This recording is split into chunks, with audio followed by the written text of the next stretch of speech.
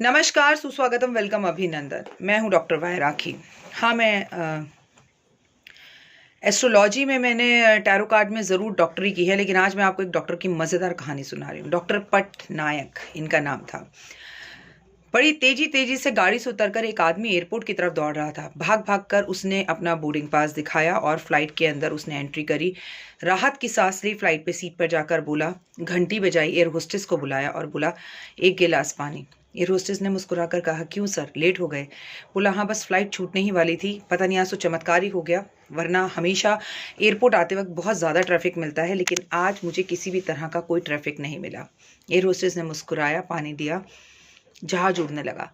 जहाज थोड़ी दूरी पर उड़ा, गड़बड़ाने लगा। अनाउंसमेंट हुई कि बारिश बहुत ज़्यादा होने की वजह से, मौसम ख़राब होने की वजह से जहाज को हमें बीच में ही उतारना पड़ रहा है।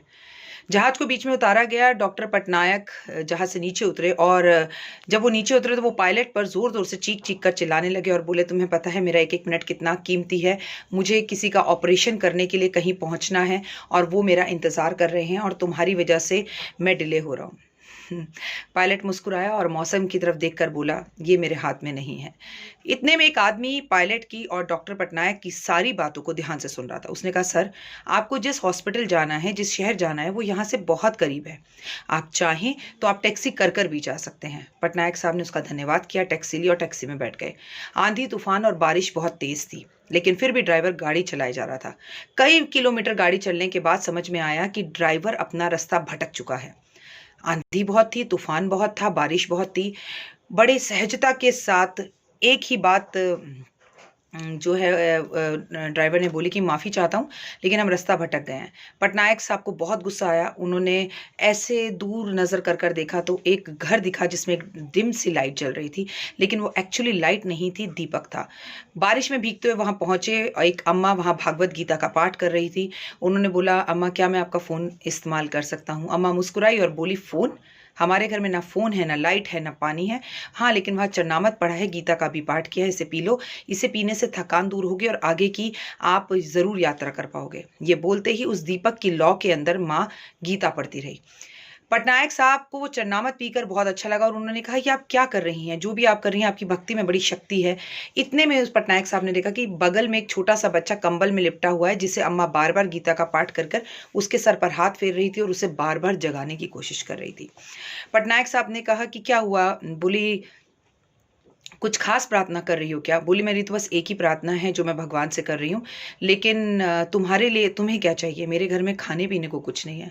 डॉक्टर पटनायक बोले, बस इतनी कर लीजिए, आपकी प्रार्थना में काफ़ी शक्ति है। आप इतना कर लीजिए कि मौसम सही हो जाए। बुढ़िया माँ बोली, भगवान करे मौसम सही हो जाए और तुम अपनी मंज़िल तक जल्द पहुँच जाओ।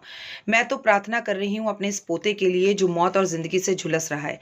किसी ने कहा है कि शहर का एक बड़ा डॉक्टर, डॉक्टर पटनायक, इसका इलाज कर सकता है जिससे ये बच जाए, लेकिन उस डॉक्टर पटनायक तक मैं नहीं पहुंच सकती।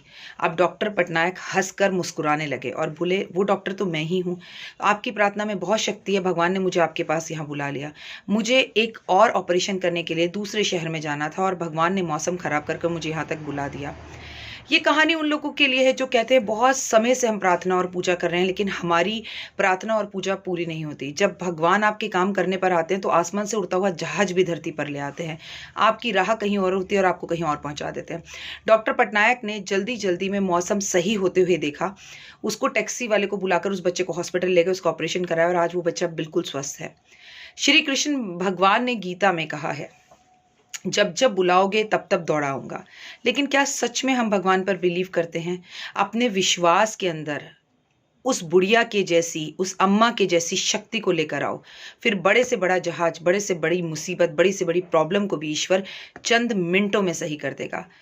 उपाय सब करते हैं, रेमेडी सब करते हैं, एस्ट्रोलॉजी के चैनल सब फॉलो करते हैं, लेकिन उसमें विश्वास का जो घूंट है, विश्वास की जो चटनी है, विश्वास की जो चाशनी है, कम लोग ही घोल पाते हैं। उम्मीद करती हूँ आपको कहानी पसंद आई होगी। कमेंट्स में जय माता दी ज़रूर लिखिएगा।